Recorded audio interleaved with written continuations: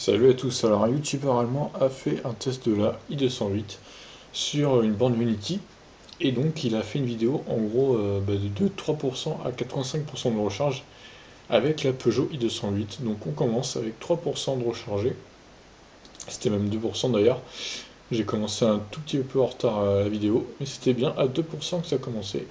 Donc voyons, il commence à 97 kW en vitesse, ce qui est plutôt bien, sachant que la i208 est donnée pour 100 kW.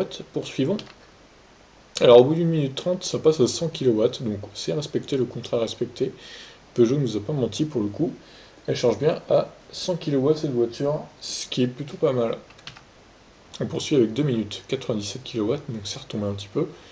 Et 3 kWh de repris en 2 minutes, ce qui est plutôt bien. Au bout de 4 minutes 21, donc 16% de batterie, 98 kW toujours. Et au bout de 17%, par contre, ça passe à 76. Donc 4 minutes 37 de charge, 7 kWh de repris.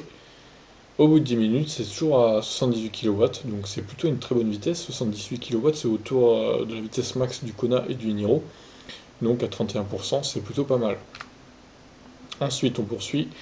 41% de batterie, la vitesse est toujours à 79 kW, ce qui est plutôt un bon score pour le coup.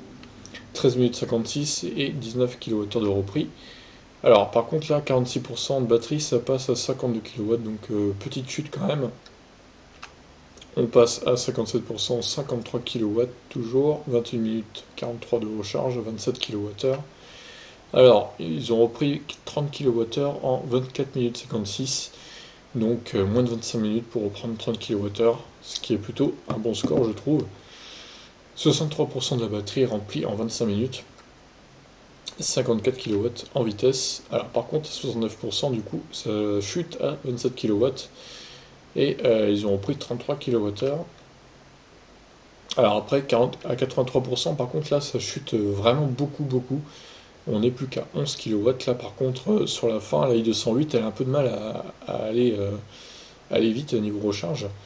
Même si elle commence fort, mais elle finit un peu doucement, quoi. Bon, en même temps, vous me direz, la batterie est quasiment remplie. Parce que vous voyez, en 43 minutes 32, ils ont repris 40 kWh de batterie. Donc 83% de la batterie. Et après la vidéo s'est coupée à 85% de batterie en 47 minutes 10 donc, et 40,75 kWh de repris et à 85% donc ça ne va plus qu'à 10 kW en vitesse sur les bornes Unity. Bon, que conclure? Bah, je trouve que la vitesse de recharge est plutôt bien. Il faudrait comparer avec celle du Kona, mais pour le coup, je pense personnellement que les vitesses se valent, même si sur la fin, le Kona me semble quand même moins enclin à ralentir, parce que là, quand même, 85% 10 kW pour la i208, c'est un peu nul en vitesse. Alors, certes, elle commence beaucoup plus fort, elle monte jusqu'à 100 kW, mais sur la fin, au final, recharger 40 kWh, presque 41 en 47 minutes, c'est pas une performance exceptionnelle.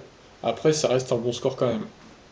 Mais elle gagnerait cette voiture à avoir une batterie plus grosse. Avec 64 kWh de batterie par exemple, et une recharge qui débuterait à 100 kW, franchement là ça serait bien. Là ça serait bien pour recharger. Mais la batterie se remplit assez vite finalement, donc la vitesse de recharge elle diminue assez rapidement également.